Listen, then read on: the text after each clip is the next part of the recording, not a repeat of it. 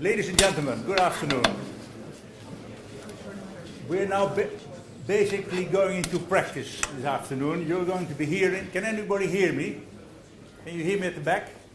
Okay, because there's a microphone here, but I understand this is only for the streaming and not so much for you guys here. So we have to speak loudly here, and I hope you'll then be, if you have difficulty, come a bit to the front, there's still some chairs here. Yeah? Okay, we are going this afternoon into the more practical session, experience with mitigation, including offsets. You're going to hear from various people sitting behind the table here some examples. They all will be speaking for about 10 minutes. I have allowed them 10 minutes. They get a sign after 8 minutes that they have 2 minutes left. There is then, after that 10 minutes, a possibility for 2 minutes to ask them questions. If they go over that 10 minutes time, they forfeit the right for people to ask them questions. They also don't want questions, so, well, it's up to them.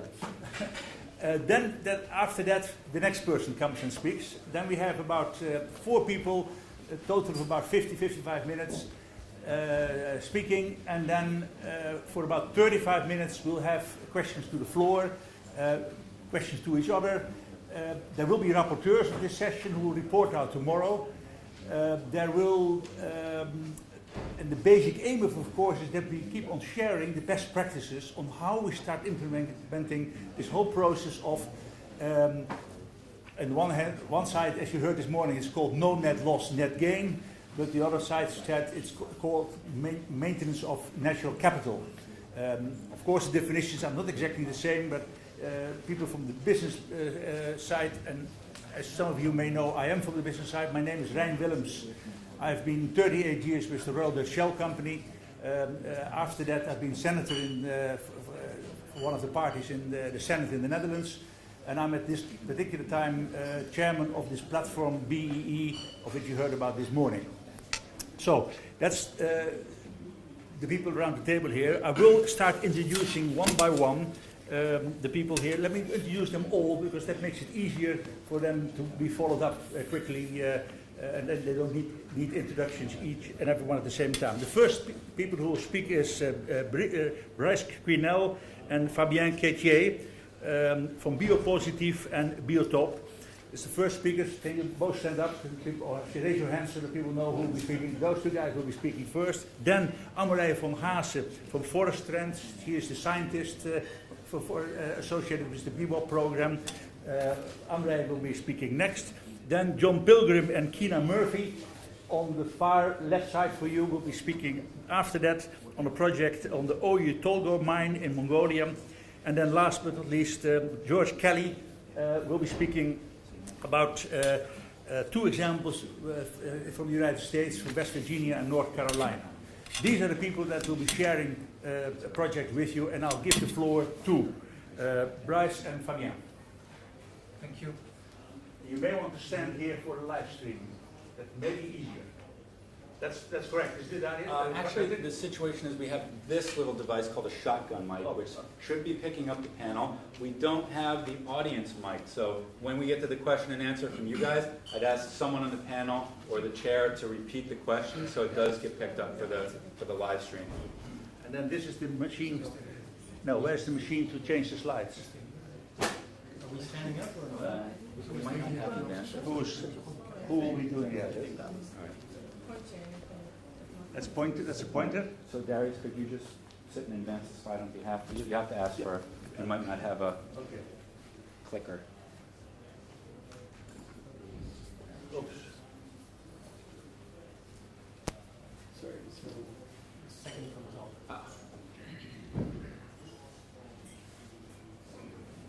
So good afternoon. Just first to introduce ourselves. So my name is Bryce Quinel. I'm from Reconstruction. Reconstruction is a global player in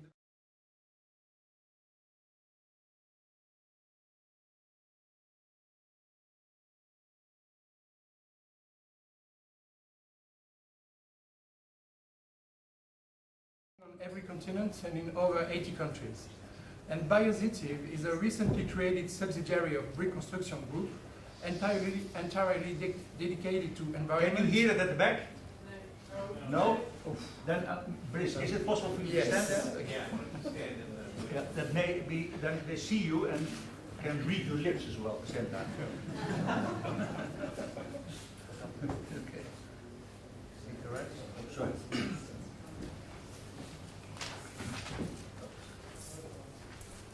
Okay, so I start again. You can start again. You can start fully new, you get the full 10 minutes. Okay. So, hi, good afternoon. So, my name is Brice Quenouille, and I'm from Bouygues Construction. Bouygues Construction is a global player in the building, civil works, energy, and services markets, operating on every continent and in over 80 countries. And Biodiversity is a recently created subsidiary of the Bouygues Construction Group, entirely dedicated to environment, including biodiversity restoration and offset actions. Hello everyone, and I'm Fabien Quétier. I work for Keynote, which is an independent consulting company from France. It's got nothing to do with Bouygues actually. The company was established 20 years ago and has since become the leading specialized firm in dealing with biodiversity risk in France. So today we're going to speak to you about the CNM project. So CNM, that stands for Contournement Nîmes-Montpellier, is a greenfield project based on a public and private partnership. It consists in building and operating a new 80 kilometers railway line between Nîmes and Montpellier in the south of France. The PPP will last 25 years. And the main ecological concern is an impact on the Natura 2000 network, in particular a special protection area for the little bustard, established under the EU's Birds and Habitat Directives. The little bustard is associated with open vegetation. And on this project, Biotope has been involved since 2004 doing baseline biodiversity surveys and adapting that information to changing requirements under French law to achieve no net loss, in particular for protected species. And so we had to adapt the information that we were collecting to make sure that we would be able to feed that into loss gain calculations to demonstrate no net loss. And so just to illustrate this on a particular species of concern, which was the one that was pictured, the little bustard, this one here. We mapped habitat suitability for this species using four levels of suitability based on its habitat requirements, and used that to assess losses for the species from the impact. And so considering the varying levels of habitat quality in measuring the impact, as is sort of illustrated here, depending on the quality of the grassland, you lose more or less habitat suitability. And that works here for the footprint, where you have a total loss, but it can also be useful for looking at partial impacts, for example, due to disturbance to the bird during construction or even during running of the line when the train goes by. And what was important, of course, from a no net loss perspective, was using the same metric on the gain side to look at what were the options that were available for Bouygues for offsetting the impact. So we used the same metric to look at what changes we could bring about to farmland habitats to make it more suitable for the bird. And so this is illustrated in this slide. So offsets requirements were sized as offset units, which corresponds to a one-step increase in the habitat suitability per hectare for the little bustard. So, and then finally, the total number of units for the little bustard that we had to compensate corresponds to 2,695 units. This corresponds to roughly 1,600 hectares. And this program had to be realized and implemented by Bouygues Construction. So the commitment was to secure, restore, and manage these lands for 25 years, the duration of the PPP. So we have to secure all offsets before April 2005. So we still have one more year to achieve the 1,600 hectares. To do so, we have established partnerships with over 10 local actors that include land specialists, agricultural specialists, NGOs, who helped us to locate the best offset sites, realize ecological assessment, and sign contract with farmers. And we maintain close relationships with local governments based on a regular reporting and approving on the ongoing program. So what's nice about French law in relation to no net loss is that it doesn't only cover the little buster, although it sort of comes out very regularly. Very many species are concerned, and so over 100 species were impacted by the project, and for all of these species we had to demonstrate how no net loss was being achieved. And so what I wanted to highlight here was that when you're dealing with multiple species for which you have to reach these no net loss goals, it's very hard to escape, in fact, a habitat-based approach to actually transforming that into realistic, feasible offset solutions. And that's what we did in this project. And I invite you to come to a World Cafe this evening that's going to be discussing explicitly that issue of linking habitats and species. So what are the lessons learned from this project and the key factor of its success? First, the offset program has been well anticipated. Years before the signature of the public and private partnership with Bouygues Construction, the public railway company started to work on assessing the feasibility of offset actions in terms of ecology, which restoration action for the little, to choose actions appropriate for the little bustard, land search and securing, and also relationships with local actors. And the second key point, of course, was being transparent about what was being lost and what was being gained, and doing that analysis of impacts, designing avoidance and reduction measures as well as offsets against measurable performance goals. We feel that that was very important to allow different solutions to be explored, and in fact we used a scenario-based approach to compare mitigation solutions and look for the most cost-effective option for that. And a black box approach to this would never have worked because you need to build trust on the system that you're developing. So the third point is that the objective of the program can be reached through many types of ecological actions, including preservation, restoration, or creation, even though each action does not generate the same amount of units. But this range of possible actions relaxes the level of constraint in our relationships with farmers and allows us to adapt to their own agricultural constraints. But overall, we think that the fact that stakeholders were heavily and early involved in the process from the onset has been the key element of the success of the program. As 1 year remains before Bouygues Construction commitment to have secured all the lands required for completing the offset program, we have so far managed to secure 1,200 hectares, corresponding to 75% of the 1,600 goal. Thank you.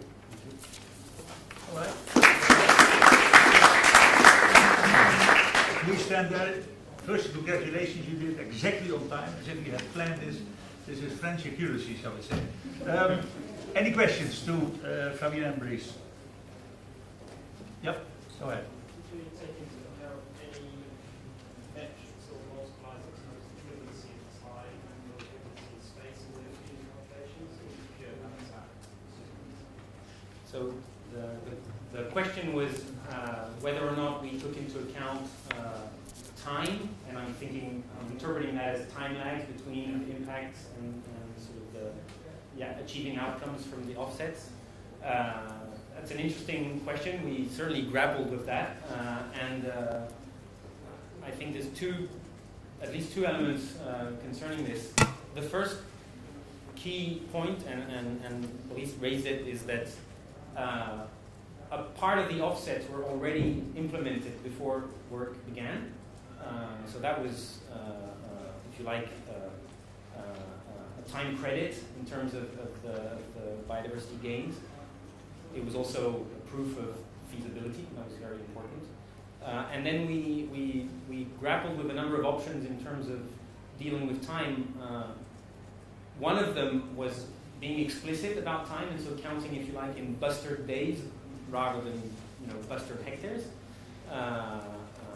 But that, although it's quite interesting from a scientific rigor sort of perspective, it was very hard to get all of the stakeholders that had to be on board to get them to follow through such thinking. It was too complex.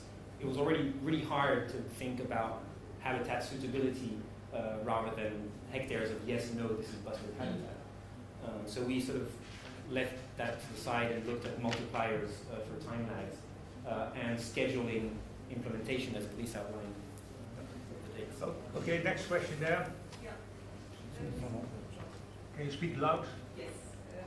What are your indicators that show you that you actually have gained something or that you've lost something? And who is monitoring the indicators over which time? Okay, so what are the indicators and who monitors that over time? So in developing the indicators, we collaborated with a scientific research team that are specialized in little bustard conservation and more generally on dealing with biodiversity in farmland. And so there was a PhD student who was very busy tracking the behavior of the species, and that data enabled us to have, I would say, an improved model of what is suitable bustard habitat, distinguishing also males and females. And so that served as a basis to give us a better understanding and sort of strengthen our analysis. But then monitoring is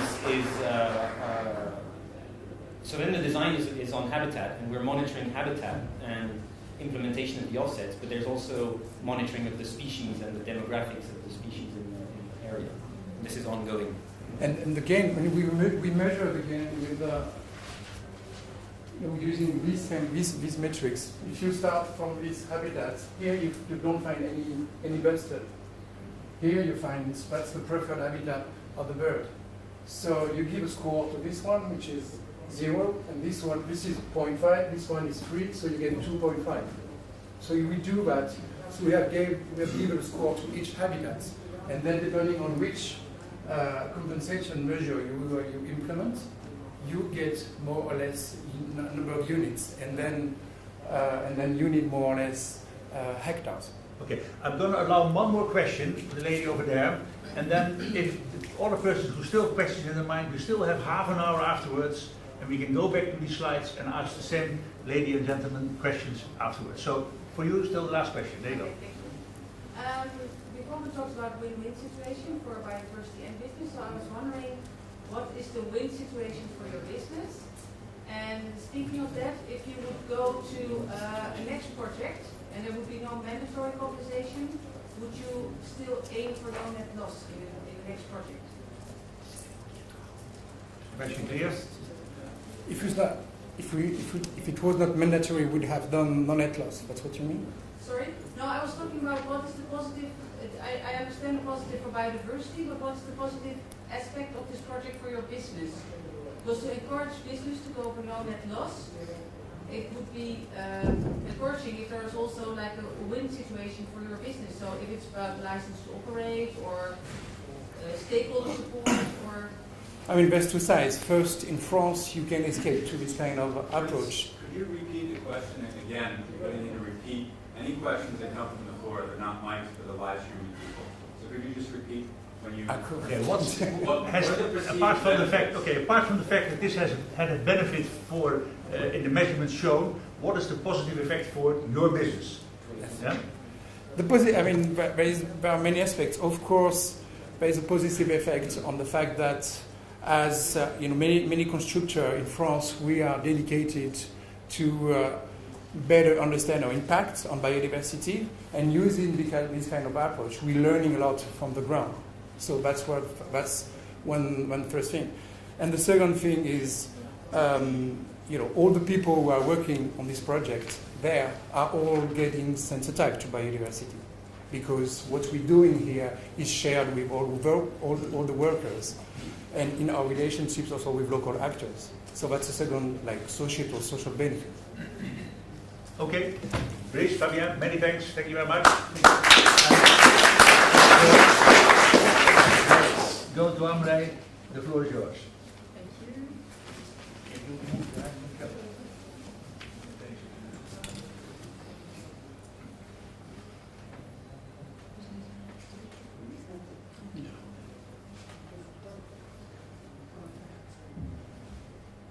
Yeah, but it pointed to something on the slide.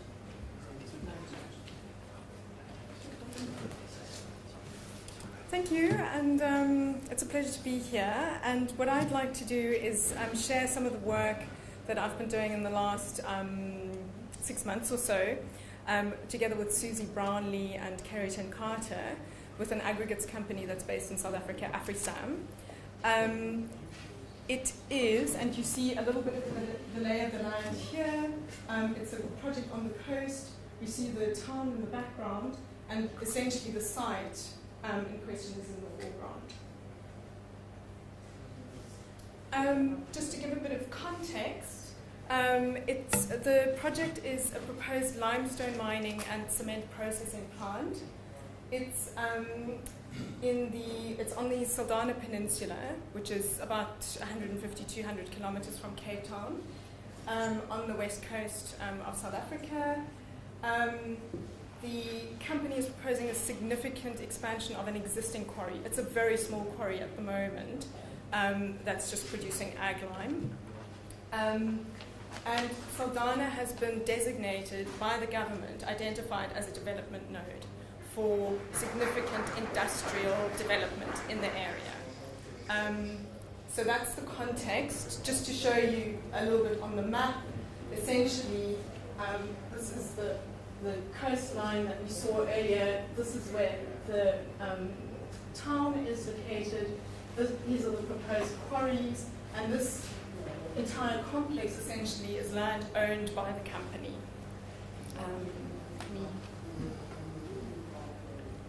Carry on. Apart from having been designated as an industrial development zone, the area is also of significant conservation interest. It's botanically very special.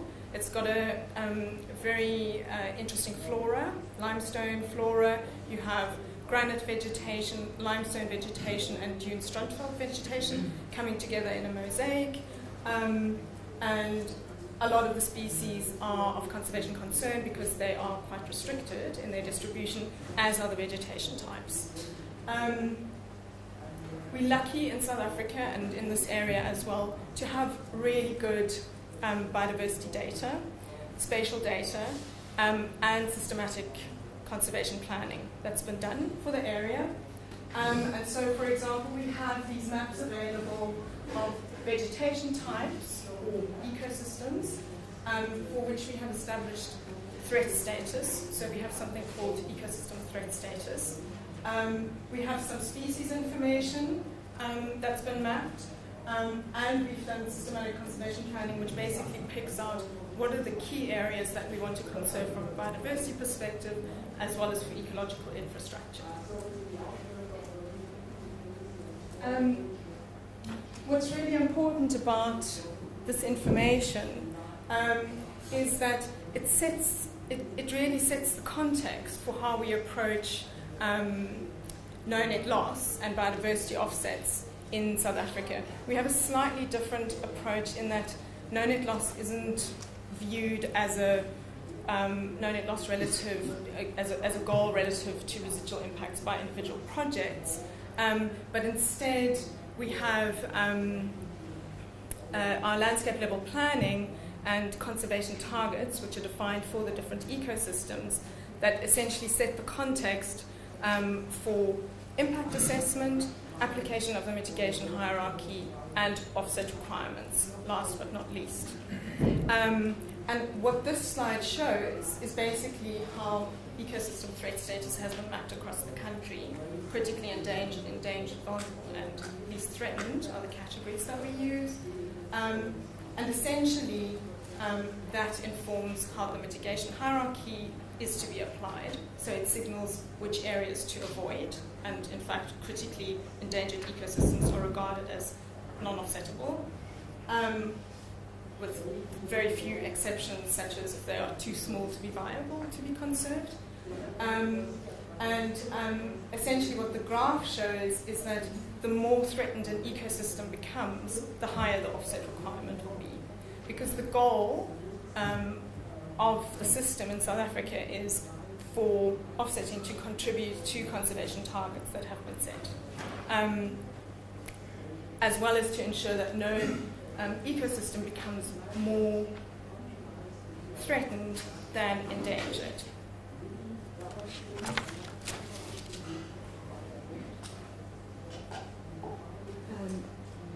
So that's just a little bit of context in terms of how we've had to approach this work that we've been doing with the company. So the work that we've been asked to do is in line with requirements by the regulator. And an additional thing to note there is that the regulator recognizes that new data become available and that things change, so they've agreed that best available information needs to be used in this particular case. And I think Fabien and Brice mentioned earlier that for them data changed and things needed to be updated, and it is a challenge in these projects that are quite long-lasting. The work that we did was in line with, it was to complement the EIA that was done in 2003 and essentially completed.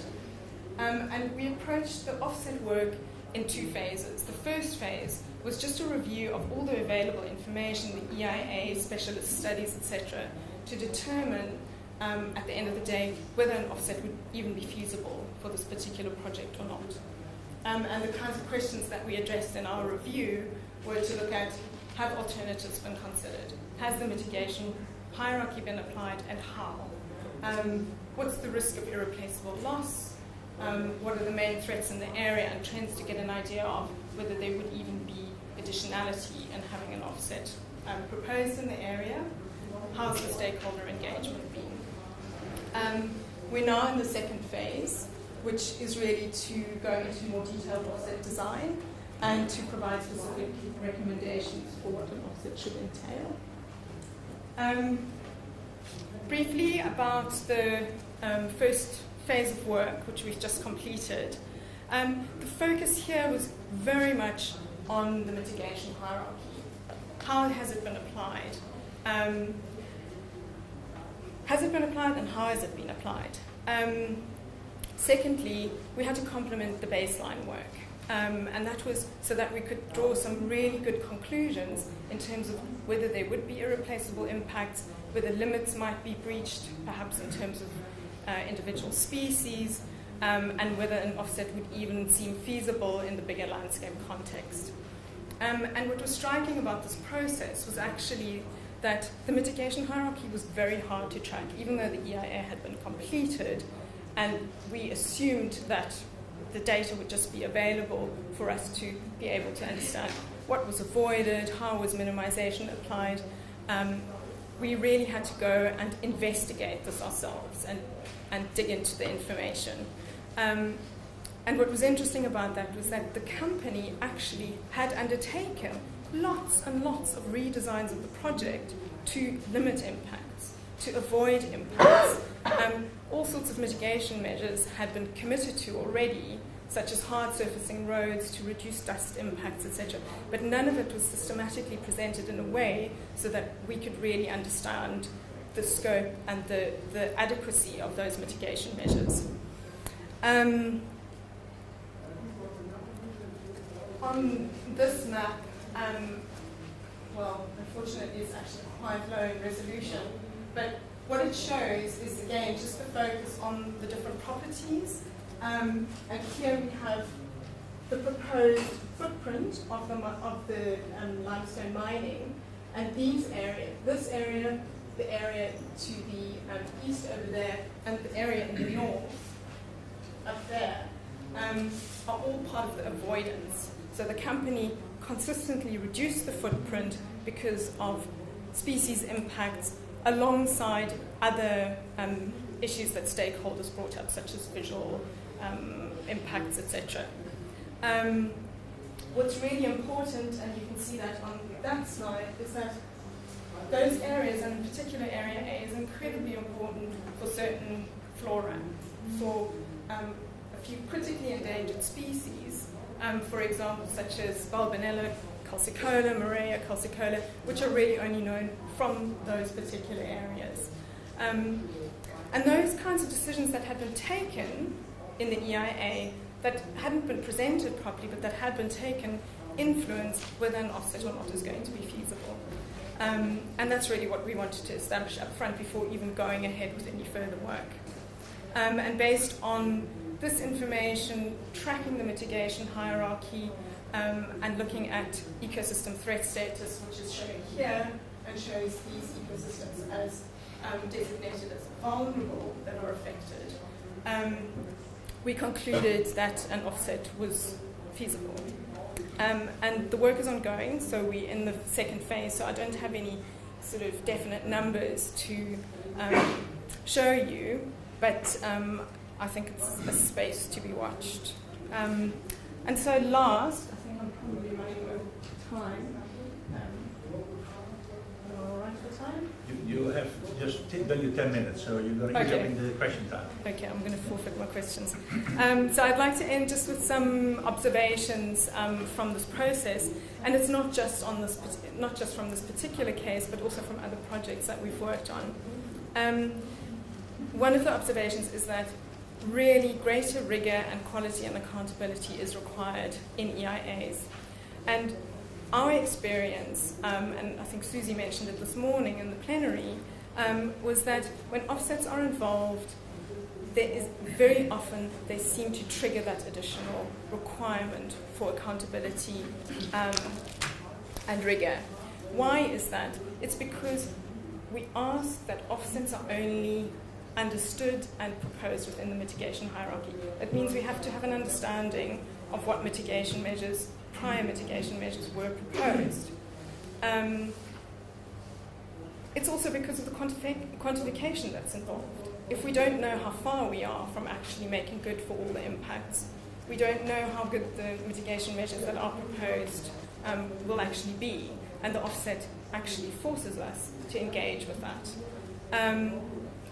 So basically the message there is invest in, and for companies and for policymakers, require high quality EIAs, but that kind of thing won't happen by itself. I think a lot of things are needed, such as training of specialists to understand really what the questions are that should be asked, explicit terms of reference, certification or peer review as well. Secondly, I think we need to be cautious about restoration potential where there isn't good enough evidence that it can deliver the outcomes that are promised. We see a lot of promises with regards to restoration, and I'm talking about the step in the mitigation hierarchy after avoid and minimize. And in many cases, including in this one, the restoration potential of the land at the end of the day is going to be very limited. And so it's very important to be aware of that and require evidence for certain assertions. The third point is that explicit conservation targets are a powerful tool. I think we heard a lot about that this morning. And the reason it's important is that it provides a context for what we're trying to achieve. And it's not just about individual projects contributing to conservation, but it is who is doing what in the landscape in terms of impacting and conservation across different sectors, including by government. And secondly, while it supports the goal of achieving no net loss or net gain at a regional scale and beyond individual projects. And I've just got two more quick observations. We hear a lot about landscape level planning, and maybe we're a bit spoiled in South Africa that we have good landscape level planning, but it's really just the first step, because at the end of the day, despite a land use plan and a landscape plan being in place, good information being available, conflicts do arise and will arise. And so there's a lot of extra work that's needed apart from a map that shows where priorities lie in terms of how to interpret that, how to apply it. And so we need additional guidance that goes with landscape level planning, how they should be applied. And then last but not least, there needs to be follow through, that if limits apply, policymakers need to stick to those limits. For one. Are you closing off, André? Because now you're over 15 minutes. Oh dear. Okay, and the last one is just that transparency and stakeholder consultation matters a lot. And this has been a very good process in this case because the company has been incredibly open and very willing to share information, to engage with stakeholders, and it's been the other way around as well. So people are willing to talk to us as well as the company with stakeholders and a lot of critics. But it's been a good process in terms of dispelling a lot of misinformation as well and misconceptions. So from our perspective, I can just say that it's been a positive thing to engage stakeholders, even though it's not always easy. All right. Thank you. Thank you very much, André. Please hold your questions till the next presentation. We try to keep strictly on time so that we can give everybody a fair chance. The next speakers will be Kina and John, Kina Murphy and John Pilgrim, about a project, the Oyu-Tolgoi mine in Mongolia.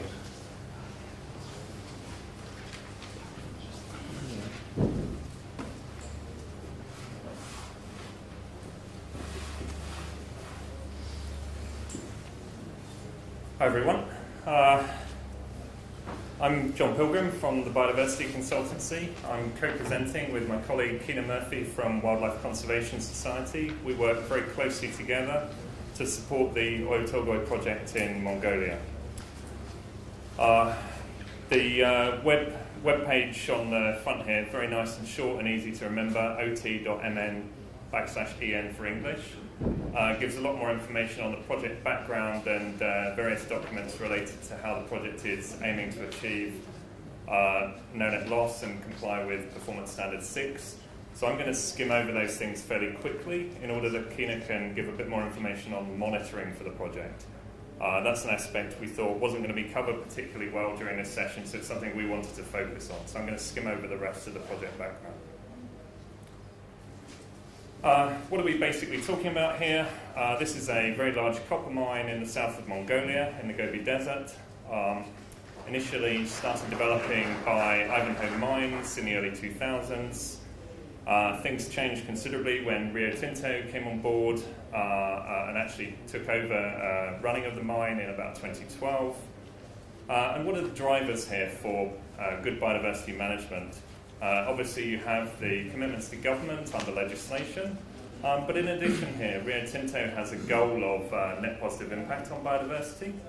And also there are a consortium of lenders involved, some equator banks, but also in particular, and some of them in the room here, International Finance Corporation, European Bank for Reconstruction and Development, and Export Development Canada. So a lot of standards and commitments to drive the project to good performance. What's the problem? As you saw on the first slide, there's a lot of infrastructure development. There's several hundred kilometres of power line, 100 kilometres of road, large hydrological developments. This is a desert, the mine needs lots of water. There's a lot of development in an area that's not seen much development to date. There's a number of globally threatened species. This area has some of the best large ungulate populations left in Asia. In particular, one of the key species of the project is the one on the bottom left of this slide, Asiatic wild ass, known nationally as hulan. And you've also got Hubara bustard there on the right-hand side. Major potential impacts of this project. Linear infrastructure obviously has the potential for significant fragmentation of the range of these species. Hulan is a nomadic species, needs to move across large areas. Obviously, there's always some direct habitat loss. Wide open landscapes, there's huge potential for avoidance of infrastructure by a species here as well. And then, again, water in a desert could be a big problem. A lot of uncertainties over that.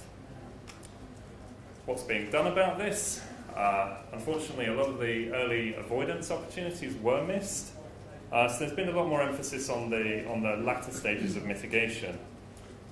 We worked with Fauna and Flora International during the construction process to look at each piece of infrastructure and work out how could mitigation be put in place on those pieces of infrastructure in order to avoid impacts as much as possible. And at the same time, how could this mitigation strategy try to fulfill Performance Standard 6 and other commitments that the project had? Just a couple of examples of infrastructure mitigation in the pictures there. The top one is a bird flight diverter for power lines to try and minimise bird strike on the power lines, particularly for that hoobara bustard in the previous slide. The bottom picture is an example not from Mongolia, from elsewhere, of a road bridge to help animals cross roads. That's something that's under discussion along with other things like road closures to try and reduce fragmentation. So we worked through the project in a similar way to the previous couple of talks, quantifying biodiversity loss from project impacts, biodiversity gain from mitigation and potential offsets. I'm not going to go into the details.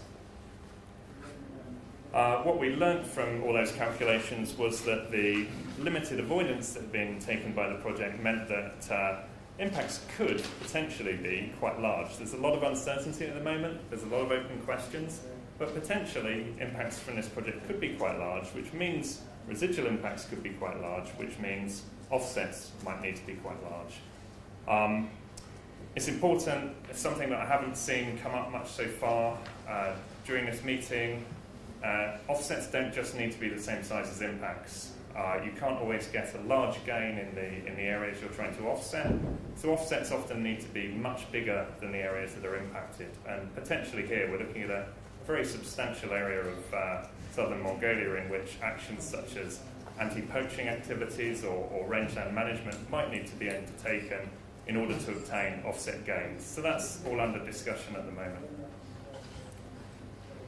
And just briefly, I'm definitely not going to go through all of this, but I just want to transition to the monitoring side of this discussion by explaining how monitoring fits in. So I think a lot of people in this room are familiar with biodiversity action plans.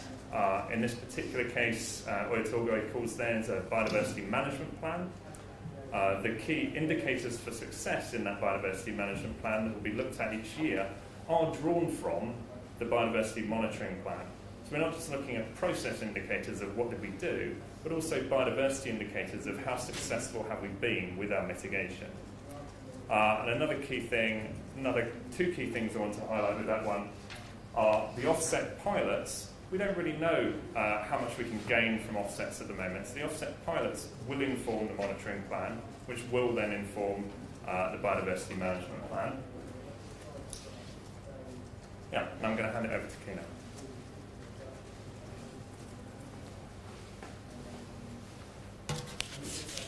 Hi, thanks for having me. So I am from the Wildlife Conservation Society, and as John pointed out, we're doing the core biodiversity monitoring for Oyo. And basically what that means is that we have taken all these sort of things that John has just spoken about, and there are some critical qualifying biodiversity features and critical wildlife habitats that we are monitoring, making sure basically that Oyo is or will meet its requirement or target of having no net loss or net positive impact on biodiversity. So as John pointed out, TBC led basically the design of the core monitoring framework, and that fulfills PS6. And we've had, of course, we have some pretty big challenges, as John also pointed out. The area that we're working in is about 150,000 square kilometers, so it's almost most of the South Gobi.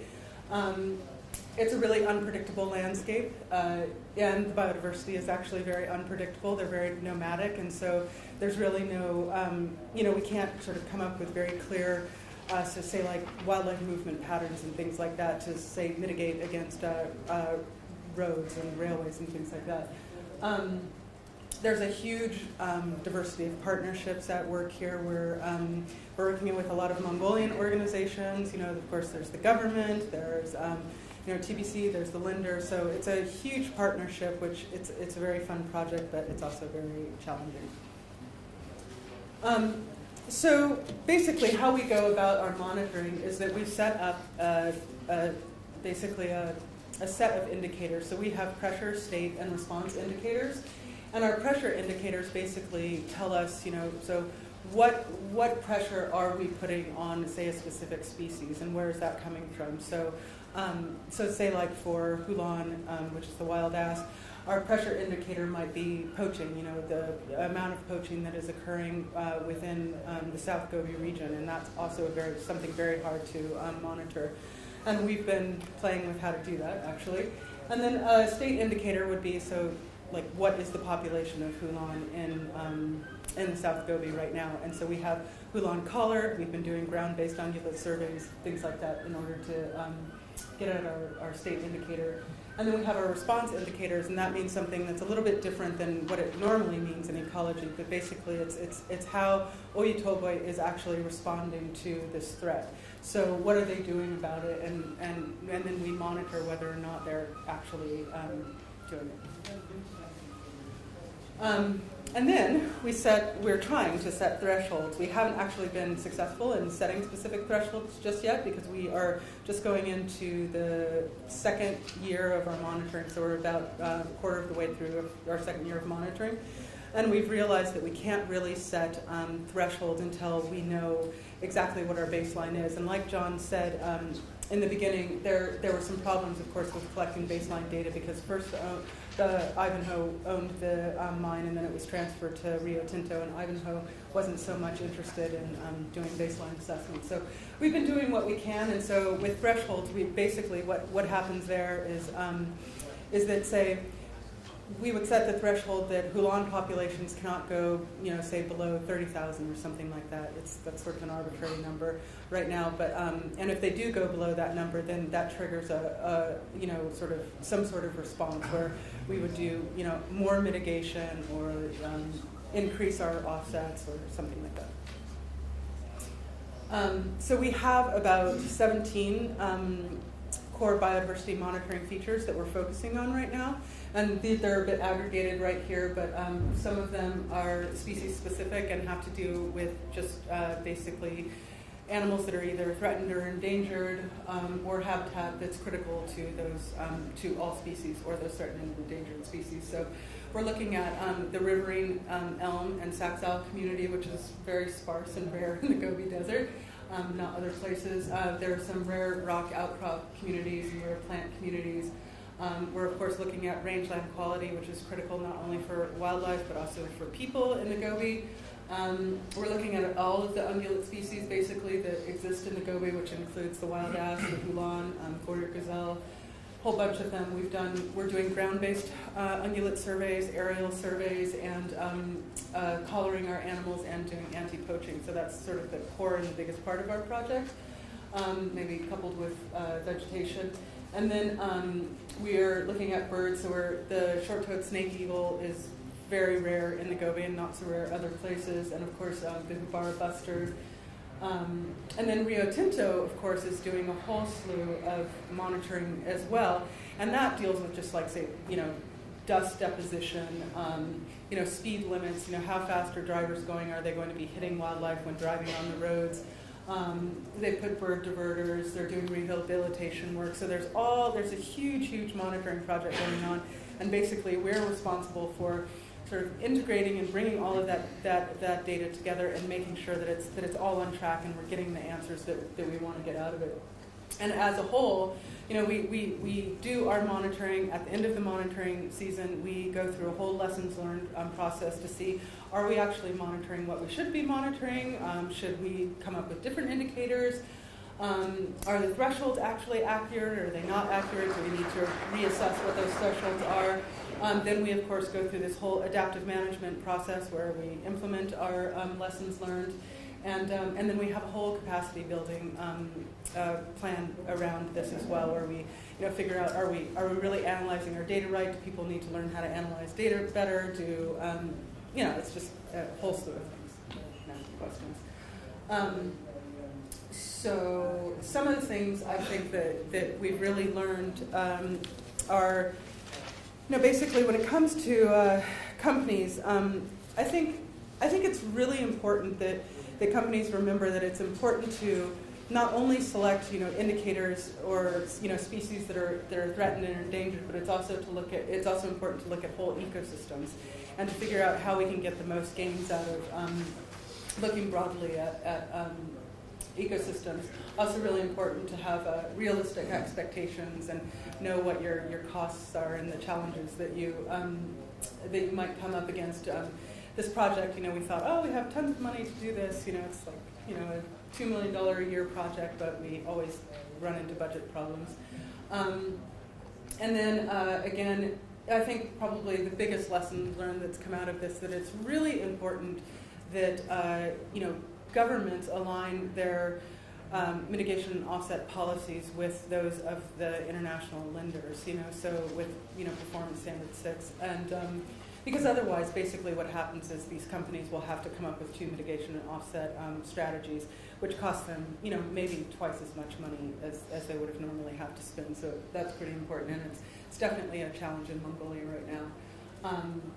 And then, of course, important to work collaboratively with. It's important for conservation organizations to work collaboratively with these mining companies to develop, conservation initiatives. I mean, not work in the sense that, basically we can use the resources of these large companies to further our own conservation goals. And I think that's something that we also have to keep in mind, is that we can sort of play around a little bit. That's it. Thanks so much, Kina. Yeah. Thanks, Ms. Gold. One question. Yep. Please state your name and speak loud and clear. Yep. For my question. Eric Anderson, Resolve. Maybe a way of tying these 3 talks and the previous comment in the plenary about from Germany together.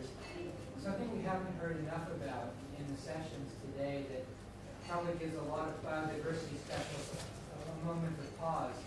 Is just how different the ecological context is for offsets in different places. So spanning Germany, which I can say this because my wife is German, there's very little in Germany that's truly irreplaceable in terrestrial biodiversity, particularly around Berlin. It's been heavily modified. The extreme opposite is going to South Africa, where you have species that are adapted to limestone formations that are defined by microendemisms, very poor dispersal. Is that a question or is that a lecture? The comment is that we have to pay attention to context. Here you've got migratory or nomadic species, and when people just throw the word around offsets indiscriminately to cover a wide range of ecological conditions, that's when you lose meaning in any kind of conceptual basis. I think actually you're absolutely right, and I was trying to make a comment in the earlier session, was that actually I think for these nomadic species, say we have a road and everybody's saying, we should do mitigation along the road, where there's very little traffic on the road right now, and of course we should do mitigation along that road. But there's very little traffic, and so one offset idea is actually to take down the fence along the railway that is actually bisecting habitat and has been for quite a long time.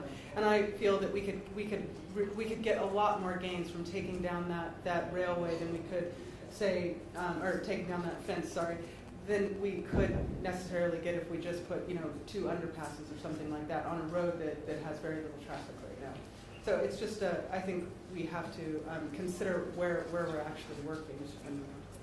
I think it's a good question. Maybe we want to come back later after all the presentations. Thanks very much. Okay. George and Baillie will be talking about 2 projects in the States, West Virginia and North Carolina. George, the floor is yours. Thank you. Never in my wildest dreams did I think we'd have no net loss for asses and bastards, but we just heard about it. So what I am going to be talking about is a tale of 2 approaches to no net loss within the United States. And I thought One is in West Virginia, and the other is in North Carolina. My point on all this is that we want to be able to show you there are different ways to getting to no net loss. And this is 2 examples here in the U.S. Just as a matter of background, the no net loss, as you heard from Morgan Robertson, was kind of pronounced in 1989. And that was kind of a guidance ad hoc dynamic that ultimately evolved into a situation that drove mitigation in the U.S. under the Clean Water Act. And that was a very ad hoc situation, ultimately leading to some very inconsistent results. And in 2008, there were a new set of federal mitigation rules that were passed that basically tried to do 2 things, among others. Create equivalent standards for all forms of mitigation, and I'll walk you just through some brief elements of that, and then also provide regional variation on the technical side. To this gentleman's question, really create consistency on the administrative side, on the process side, but allow regional technical variation. And these are 2 examples. Now, the mitigation plan, just quickly, a couple things before I get into some of the technical side of these 2 projects. The plan requires that you have to have a site protection instrument. And in the U.S., that means permanent protection. And I think we can't lose sight when we're talking about no net loss that the fact that we are preserving sites that would not otherwise be preserved, either under conservation easement or restrictive covenant. So you can quibble about some science, but ultimately we are doing something as it relates to the preservation side alone. There has to be baseline information. There has to be a mitigation work plan. There has to be performance standards that set what as Morgan said, what are you measuring? How do we know we're achieving success? There has to be monitoring. That's over a 5 to 10 year period. And then there's long-term and adaptive management and financial assurances. Briefly, EBX, we're a mitigation specialist, having done about 124 miles of stream, over 12,000 acres of wetlands, 6,000 acres of endangered species habitat, and over 240 tons of nutrients. We've done about 100 mitigation projects. We've successfully closed 50. That means we have met performance standards on 50 on all of our projects. So let's jump to the North Carolina, West Virginia example. This is an example of a functional approach. This is a site in Elkins, West Virginia. It was completed in 2010. It is being analyzed under the West Virginia Stream and Wetland Value Metric. And I will tell you, I'm not addressing the avoidance and minimization. That's done at the permit level. What we're talking about here is purely on the crediting side of the equation. This is both a stream and wetland project, and it's about 3,066 stream credits and about 15.82 wetland credits. Next slide, please. So just a brief schematic of the design. This was an old wet meadow that basically had channelized streams. It had tiled drainage for agriculture. It was deforested. It's along the Tiger Valley River. You can see in the schematic we're going to be restoring vernal pool, stream, and in addition to that, we're restoring upland. We're not getting credit for that upland, but we are planning that upland. So this is a big issue on our crediting side. It's that particular as it relates to no net loss. Next slide. So here's the meat of how we're looking at the crediting. And an important point is this applies to both the impact side and the credit side of the equation. So both the debit and the credit side have the same approach to the currency. There are really 4 components, and they're scaled from 0 to 1, with 0 being poor and 1 being the best. There's a hydrogeomorphic assessment, and that really is limited to high gradient streams. So I'm not going to get into that because we're in a low valley stream. The other 3 are the big issues: physical, chemical, and biological. So from the physical side, we're basically using an EPA rapid bioassessment to determine the quality of that site. From the chemical side, we're looking at conductivity, pH, and dissolved oxygen. And then from the biological side, we're looking at macroinvertebrates using the West Virginia Stream Condition Index. So what we're doing is when we do our crediting, we're basically we're taking baseline analysis for all of these factors, and then we're making a projection as to what the uplift will be for each of those factors. And then we're monitoring and we're held accountable for what we're saying we're projecting. So if we say we're going to meet, we're going to enhance the dissolved oxygen, we're going to have to monitor and demonstrate that and exactly what we said in order to achieve the crediting. I will tell you this, that we really focus singularly on the functional. We don't think there's enough science for us to be held accountable to say we're going to improve conductivity and pH and dissolved oxygen, because oftentimes we don't control the watershed. It's a very tough dynamic. The same with macroinvertebrates. We don't have enough science to say if we did this kind of structural practice, we know we're going to achieve this success. So we're really only getting credit for about a third, which means a lot less credits to us, but we're being conservative in terms of our viewpoint. And I think this is something to think about in functional assessments. Oftentimes we try to get too picayune about the science when we don't have enough analytics to say, are we going to be able to perform this? So our focus is on physical side. Other factors like temporal loss, long-term protection, extent of restoration work, and buffer widths will determine whether you get more or less credit or discounting. So here's another approach in North Carolina. It's called South Fork Coppers Creek. This was 7,200 linear feet of stream restoration and about 7 acres of riverine wetlands. In that situation, we'll show you the next slide on the end. So yeah, hopefully you can see the schematic, but basically what we are doing is restoring the stream and also pockets of wetlands associated with that stream network. We're going to be reconnecting that stream with the floodplain. We're going to be replanting the forested buffer zones and put a conservation easement on that corridor so it's permanently protected. Next slide. So in terms of the offset methodology in North Carolina, here again, it's very different from West Virginia. So it's not a functional based, it's an area-based approach tied to ratios. So what North Carolina says is for every impact, we're going to require a 2-to-1 ratio. So if I impact 1 acre of wetlands, you're going to have to mitigate 2. If I impact 1 linear foot of stream, you're going to have to mitigate 2 linear feet. They also say if for that mitigation, for example, let's say I'm providing 2 acres of wetland mitigation for that 1 acre of impact, I at least have to have 50% of it that in restoration. And this is where they get into the no net loss dynamic. And so, go ahead, back to the same slide. So what they're saying is restoration is 50%, and then we get into the crediting side of the equation. Okay, when I do my work, if I'm doing stream restoration, I'm going to get a 1-to-1 credit. So that means if I have to apply, if I'm meeting that mitigation that needed 2 linear feet of stream mitigation, I'd have to provide at least 1 acre of wetland stream restoration, 1 linear foot of stream restoration, plus I could use these other components like enhancement and preservation. And you can see the ratios for enhancement and preservation are much different. Preservation's at 5-to-1. So let's just take an example. Let's go back to that one scenario. I'm providing 2 linear feet of stream mitigation, one of which has to be restoration. The other, let's say I use preservation for the other, I'd have to get 5 acres in addition to that 1 acre restoration. So the ultimate solution would be 6 acres, of which 1 acre, linear feet is in restoration, and 5 is in preservation. Same with wetlands. I mean, they're different ratios, and so I just wanted to lay this out quickly. I don't try to stay within our 10-minute dynamic to do this, but I think the point here, a couple points.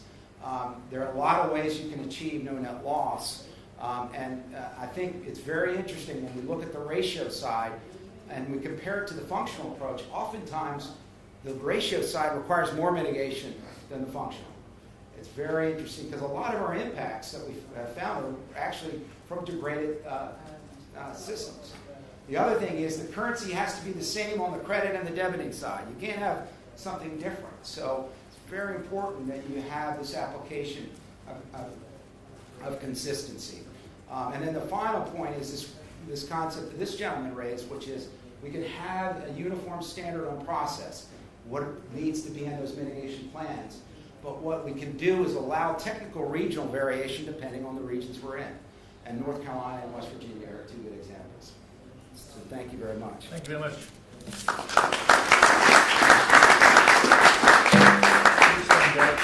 Any questions directed to George? Yep, Patrick. Great presentation, George. Patrick McGuire, Business and Biodiversity Office Program. Any place that people could go online to find out more about Tigard Valley and South Africa? Absolutely. I think on your website and also on the agenda for this session, We had 2 project managers that actually gave half-hour presentations on both of these in a lot more detail. Thank you, Patrick. Anybody else? Yes? State your name. John Moffat, Environment Canada. Who prescribes the different approaches? Is that at the state level or the federal level? It's done at the federal level, but there's Just some. to repeat the question for the Sorry. speaking. Yeah. Who So- provides the Who prescribes? who prescribes the standards? The state level or federal level? Versus the area. So what you have in the U.S. is what's called an interagency review team that basically reviews every mitigation site, and that is comprised of federal and state agencies. The federal has the lead with state agency comments, and I think it's a really important point. What we had in the early years is maybe 12 different agencies evaluating these sites, and we had no lead. We had no chair. And so Fish and Wildlife wanted habitat, EPA wanted water quality, the Corps wanted functional-based approach based on landscape equivalency, and they never had consistency in what they wanted. So the new rules under 2008 rules basically say the Corps will be the chair with input from these state and federal agencies, and the Army Corps of Engineers sets the ratios and or the functional approach. Okay. All right. Thank you very much once again. Now, in some cases, you have had to save up your questions, so we go now to a more plenary discussion, and I'll open the floor to some questions from you all. And somebody is very quick to raise her hand now. Please go ahead. Yeah, thanks for all of those very nice presentations. I have 3 really quick questions. Number 1, maybe for Kina and John, I was missing the people in your presentation. So in the Mongolian context, were there any people living in or off the land at the impact site or the project site? Number 2, You mean not to say you're worried about some species of people missing or not? No, I was missing. Yeah, exactly. Exactly. Speaking of people, assume that there may be people somewhere around there. Number 2, I didn't quite understand how taking down a fence would constitute an offset and what exactly it would offset. And number 3 was,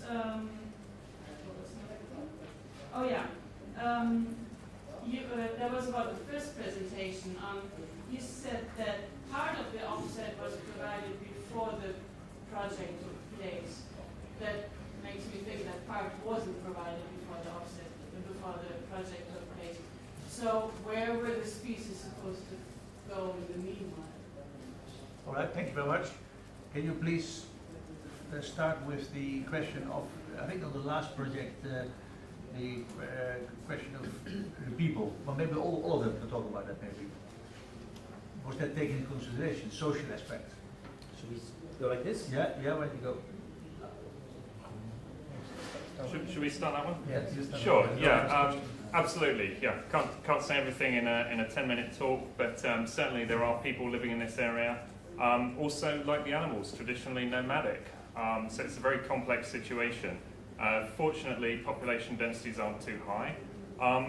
I'm not a great believer in win-wins, but I think in this particular situation, there may be some real win-wins through the work that the company's doing here for people and biodiversity. I particularly think of the work that's being planned on rangeland management, which is, if you're a biodiversity person, rangeland management. If you're a social person, it's pasture land management. So I think there are potentially huge wins here for both biodiversity and people if we think about it carefully. And the company's been integrating its communities department and its biodiversity department in one ecosystem services working group to try and make sure there aren't clashes, but there are synergies instead. But I would add, though, there's just on the negative side, not to keep it all positive, that communities, I think, definitely feel that some of the herders had to be relocated, and they definitely did not feel that you could exchange one piece of land for another piece of land, and so there's that issue, and there are lots of human issues that are still need to be worked out. Okay. other side. Yep. Yes, and so regarding the project in France, I mean, you raised the point that we all know in France is the fact that when for such project you sign a contract and usually you get 2 years study to obtain permits and start construction. So in these 2 years, you obtain permits and you do as much as you can do regarding offset. But very often construction will start and you don't have finished to secure all the lands required for the offset. For the project we were talking about, construction started 4 months ago, 5 months ago, at the end of this year. And regarding the Little Bustard, we had to complete all, we had to secure all lands required for offsets in 1 year. So you will have 1 year delay because you get all lands necessary for the Little Bustard and compared to construction. If I may add to that, it's that bird, the little bustard, has many species that live in farmland habitat, are actually quite quick to respond to changes in farming practices, and so the time lag between getting the land in the offset and actually having the birds coming back is pretty short. That wouldn't be necessarily the case on other types of habitat, of course, and that makes the whole issue more complicated and more contextual, as someone pointed out. Just, I think all the questions that you raised have been answered. Yes. Defense? Huh? Defense, yeah. I can. Defense. Sorry. Yeah. So the fence issue is it's actually just an idea that we're throwing around, and it's very new. So the Oyu-Tolgoi has basically constructed a road that runs through the South Gobi to the Chinese border. The worry, of course, is that that's going to fragment, especially ungulate habitat, right? But and then there's a train line that also runs through the South Gobi, which an existing train, yeah, that runs through the South Gobi. We know that it is fragmenting Hulan habitat. We have collared them for many, many years, and we have lots of movement patterns showing that they walk along the fence, can't get across, that that they used to exist, further north, but are no longer able to go that way. So the idea is that the road has very sparse traffic on it right now. We also have animals collared near the road, and we know that they're still crossing the road, right? Like pretty often, actually. And so we feel that if we take down the fence, that animals will then be able, it will open up a huge portion of their habitat that hasn't been open to them for many, many years, And so that being an offset, a potential offset, and not a complete offset, of course, but just, and not that we shouldn't do mitigation. Of course, we should still do mitigation, but it's just an addition and something that we can look at offsets in several different ways. All right. Thank you. Yes. Someone in plenary this morning pointed out that measuring was really a critical element to all of this, and concerning the fence and decreases or increases in connectivity, the point I would like to make is that as long as you can measure it, then you can probably find ways to build an offset around it. And so if you're able to measure the loss of connectivity because of your new road, and you're able to measure the increase in connectivity from changes in the way you, in the design of the railroad, then you can be robust and transparent about your loss gain calculation. And as long as you satisfy that, why not consider it as an offset if you're in that framework? You have the floor. Yep. No. Okay. Go ahead. So Kyle and I'm with Golder Associates, and John, you brought up win-win situations, so I'm going to dive right in. What we heard, I think, throughout the day, and especially in this session, we had some focus on bustards and wild asses. And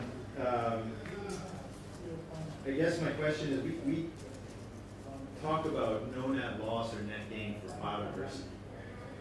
Throughout the morning, I've also heard that defined about 10 or 15 different ways, potentially also including people and ecosystem services. So this is this huge thing that we've got. We're going to achieve a net gain for all of this stuff. Potentially potentially simultaneously. So to Fabien and Brice, you showed those pictures of the very nice bustard habitat and the not so nice habitat with the trees. So you're choosing to take the trees out, right, to gain bustard habitat, which may actually cause a loss for whichever biodiversity features were associated with the tree habitat.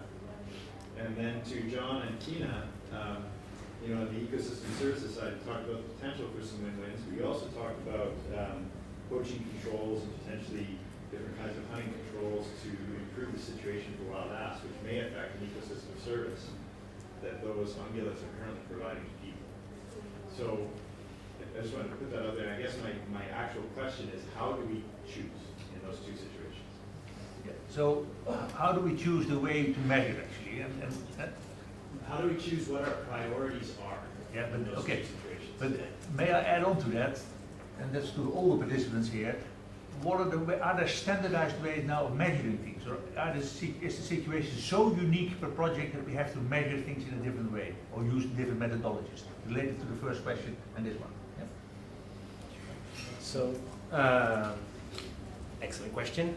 And in fact, it gives me the opportunity to somehow, I guess, dispel this myth that when you're doing offsets and looking at gains, that you're doing that from a blank sheet of paper or a blank slate. It's never the case. So you are making a choice of converting a piece of land from one type of ecosystem harboring a certain type of biodiversity with a certain interrelationship at the landscape scale, things that ecologists love to look at. You're converting that piece of land from one situation to another situation. You're not creating something out of a blank piece of paper. And so, of course, you are making these choices in the same way that you're making choices on the impact side. And so this is really important to keep in mind when you're going sort of beyond the theory of no net loss to making those decisions on the ground and advising your clients on those choices. And a number of presentations this afternoon mentioned the importance of the landscape level context and regional level guidance from the different entities that are out there requiring offsets or requiring no net loss. Well, it's very useful that thinking through the priorities has happened before you start looking into a specific project, and that you can sort of anchor your decisions into pre-existing prioritization. And there's a lot of that in conservation planning, and you can build your case, but you'll always have to build your case, and you can't always do win-win and get everything everywhere all the time. That certainly doesn't work. And just on the metrics, then I guess when you're dealing with very specific impacts on very rare or unusual situations, you want to make sure you can be inventive and look at taking off the fence from the railway line as an offset option. It would be probably a bad idea to make that impossible by prescribing a standardized metric. But then when you have very frequent impacts on easy to restore habitats, things like that, you probably have a good case for having more standardized approaches because they're just less costly and more comparable, and then you can build your regularly occurring impacts and offsets. You can build them into your landscape level planning because you've standardized the way you approach them. And so that's also positive. Yes, so something I wanted to add regarding the CNM, the choice we made for the bustard. I mean, our approach was based on regulation. In French law, the little bustard is protected. Orchards and like agricultural orchards and artificial orchards are not protected. And biodiversity that is associated to orchards is usually very common. So, based on this approach, you can understand that it's better to transform an orchard agricultural land very intensive into a more natural land that will be good for little bustard. So that's the way we choose it. We we were only based on the what is the best for the little bustard, and little bustard is associated always to agricultural land. And so we try to transform the more intensive agricultural lands into more natural lands. So that's where we measure the gain.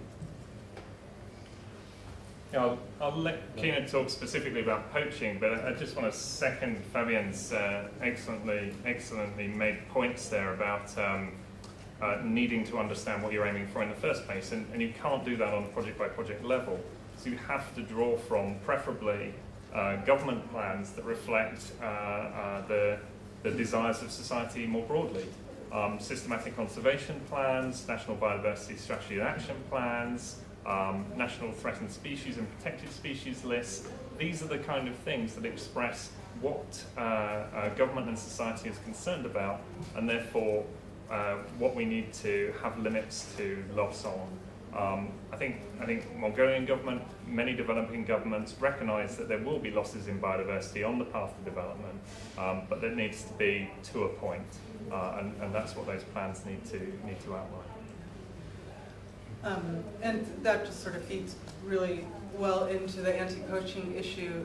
In Mongolia, it's actually illegal to hunt hulan. So there's no conflict between controlling poaching levels, or not.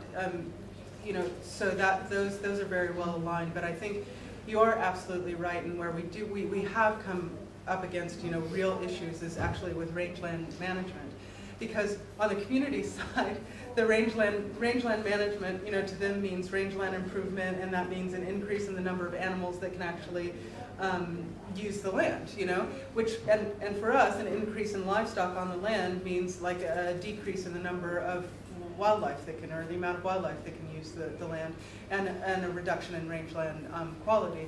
So, and that's why, as John mentioned, we're trying to integrate both the communities team and the biodiversity teams that are working on this, and try to come up with a win-win solution. Not sure if it will be win-win, but at least we can come up with something. So maybe we improve. We increase the amount of money that herders can make off of their livestock, while at the same time reducing the amount of animals on the land. Something like that, but something that sort of balances the two. And I think there's always it always requires quite a lot of innovation and negotiation and work. Thanks so much. Thank you. Yep. Dick Williams, Wetlands International. George actually camped in the Tiger Valley. Good. So, Good. Question for you. Did y'all fund those restorations betting on that someone would come and need those in your bank catalog, or did someone come to you and say, hey, I'm looking for it? And how did y'all get your first projects when you started the environment? Great questions. Yes, indeed. We, as you mentioned, there's permittee responsible mitigation, but there's also mitigation banking. And mitigation banking is done in advance based on the assumption that there will be buyers for those credits. And so the Tiger Valley was an example of a mitigation bank. So we knew that there was a lot of coal and oil and gas in that region. We knew that there was a need, and so we went ahead and put our own money to use in buying the land and getting it approved. And then there's a credit release schedule that allows you to basically sell in tranches and at least try to get some of your money back at an earlier stage. So that was a speculative bank. And in terms of how we look at the world and how someone starting this endeavor would look at the world, is it's all driven by demand. And so you got to know your demand, and the demand has to be very close. And you have to have a sense that the product you're creating is actually going to service that demand. And if you're in an ad hoc dynamic where you don't know whether those rules of the game are going to be usable for your demand user, then that investment becomes very risky. So we try to create a bank normally with what we call an anchor tenant, and we know we'll buy a certain tranche of those credits before It's we like get a up. shopping center. You build the whole shopping center with some anchor tenants, and you'll fill in the pretzel places and stuff like that. But you raise an important point, which is what I was going to make on the metrics, which is in the U.S., you heard about the siloed approach for wetlands and streams. For endangered species, it's a lot harder, and typically the recovery plan tells you, the orientation. Is it restoration of longleaf pine? Is it preservation of old growth forest? What is it that is the driver for getting recovery? And that normally determines where you go for species, which is a lot harder dynamic than the other two. But for somebody like me, who's making investments, and we've got 42 mitigation banks that we have done speculatively, if we do not have those metrics agreed to in advance, that we know our buyer is going to buy, we won't make the investment. And so instead of these kind of one-off ad hoc situations, the idea of leveraging conservation investment from the private side, it's really important to have that done, those metrics kind of identified in your early stage. Ladies and gentlemen, yeah, well, okay, one more question, and before you ask the question, I'm going to ask the panel members, as a final act, to just give in one soundbite, to think, and they can think about it now, what advice would they give to the conference that we need to do to get this whole issue of maintaining natural capital better on the table in society? Just in one advice to people. Consultancy advice to all the people around here. That's the last question to you. Now first to you. I'm Evelina Dwingers from the Meta-Standard and Index Foundation, and I have a general question about measuring and monitoring biodiversity. I'm still struggling with that concept, because if you measure and monitor biodiversity, it's like a cumulative effect. It could be, I mean, biodiversity could change over time due to totally different circumstances, like somebody upstream extracting water so the water table goes down, etc. So if you do these projects, you have a monitoring and reporting obligation, but out of your influence sphere, the biodiversity might change. How do you, even if you have a good baseline, you don't know exactly what to attribute the change to, how do you deal with these issues? How long is your responsibility for the monitoring and keeping up the biodiversity effective? I mean, if this is going to be a serious option, regulated option, then I think these sort of things need to be nailed down and determined. And I was wondering whether you have had any considerations on this. Maybe even closely linked to the final remark that you're going to make. What is the one big advice you're going to give? But who wants to respond to this question? I'll jump in on it when we go. But I think it's a great question, and I guess the issue is we look at it from a private investment side of the equation. Are we going to be? None of us are going to be around forever, so we have to have some practical trade-offs in terms of how we are assessing this. And we also have to make judgments at the time we go do these projects. This is our best guess based on all the science that is out there today. So the examples I gave you, we have 10 years of monitoring to demonstrate these performance criteria, whether it's physical, chemical, biological, or I have to show vegetative or hydrology benefits. And I've got to show those, and I have annual monitoring reports, and I've got performance criteria that set that. I have a financial assurance tied to that. But after that 10 years, we kind of said, I think that's enough. But then we have what's called a long-term store. And so we have to endow a long-term store that basically is looking and evaluating these things to basically say if there are excessive invasives or other things that are happening, we have some funding to deal with that, but we're not going to be able to deal with every eventuality. And so I think that's the way we got to deal with it. Otherwise, we're going to, again, this perfect is the enemy of good. We're never going to get these projects done to the extent we want to do it. If we don't want to do it, we have to look at other solutions. Yeah. My response to that is that you need to have a sort of a risk-based approach to this, and in the same way that if you're an investor investing in the infrastructure or the development project itself, you'll be looking at all sorts of outside events that could jeopardize your investment, right? So you have tools to manage that, and you then embed that into your contractual arrangements. Which in the case of the offsets would typically be the sort of things that you're committing to or for which you're liable in your permits, say. And so you can deconstruct that risk and put the details into what you're committing to. And that enables me to maybe give my last word, which is that you start off. Yep. Yeah. I think it's really important to keep in mind that offsets are not a sort of standalone issue that is something that you deal with independently from the broader question of how are you integrating a new project into an existing system with its ecological components and processes, but also the social and the economic context. And all of these things interact now and through time, and that it's really complicated, and of course, and offsets have their own complications, but they're often a good way to deal with that broader picture, in fact. Okay, thank you. Kina, and then we'll go around from your left to my right. Yeah. Well, I think, so the question is, how do we get this? Give us one piece of advice on how we get this subject on offsetting, no net loss better on the table in society and business. Yeah, well, I think a lot of it's wrapped up in a lot of Ariel's comments earlier in the panel, but I think, you know, I really feel that creating policy and regulation is the key. I think the reason it's on the table right now in such a sort of on such a broad scale is because of the equator banks forcing a lot of the big extractive industries to, you know, have to have no net loss or to have no net positive impact on biodiversity. And I think we just have to set clear rules. Thanks, Gina. Phil? I guess my point would be on stakeholder engagement.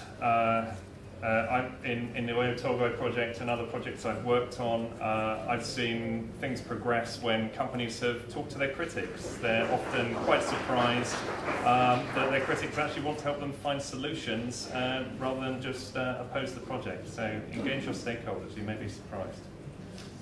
George? I totally agree with Keynote on the policy side, and I'll add just a twist in terms of what we should be looking for policy. And this equivalent standards for all is, to me, a big issue. And I had a discussion today with a mining entity that basically said, we want to do no net loss. My VP is excited about it, but our competitor companies aren't doing it. And they're not being held accountable the same way we might think about doing this. Boy, if we had one standard to apply to everybody, it sure make it easier. So when I go to that VP and he says how much it's going to cost, instead of saying, can we get away with not doing this? And geez, our competitors aren't doing it. So equivalent standards. Thank you. Chris? And so, I think I will echo some discussion in the morning. I've been working on offsets for almost 10 years, and I love biodiversity, but I still hate offsets. I hate offsets because for me it's a demonstration of failure, and that's why actually I joined Reconstruction 2 years ago, because I wanted to work really on the technical side and on the avoid and reduce side. And I think we have still lot of progress on learning how to build better our infrastructure, and so work on the avoid and reduce side. Thank you very much. Andre? I've got one quick observation, which was just, we've had two people mention regulations and policy, and it's interesting to note that all of the projects that presented, I think, have a regulatory or some kind of policy driver, which is perhaps quite a telling thing. But anyway, so my sort of soundbite of advice would be, I think it's important to keep an eye on the overall conservation outcomes, which means that it's about respecting the mitigation hierarchy and understanding offsets in that context. We've heard that a lot today, and we can't, I think, emphasize it often enough. And that I do think that it's important to pursue high standards, whether they are voluntary or regulatory. Thank you very much. Ladies and gentlemen, thank you very much for your patience and for your good questions and for a good challenging discussion that we've had.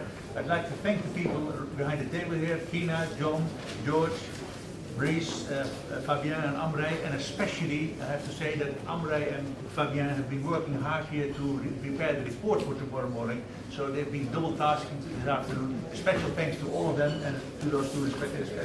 Thank you.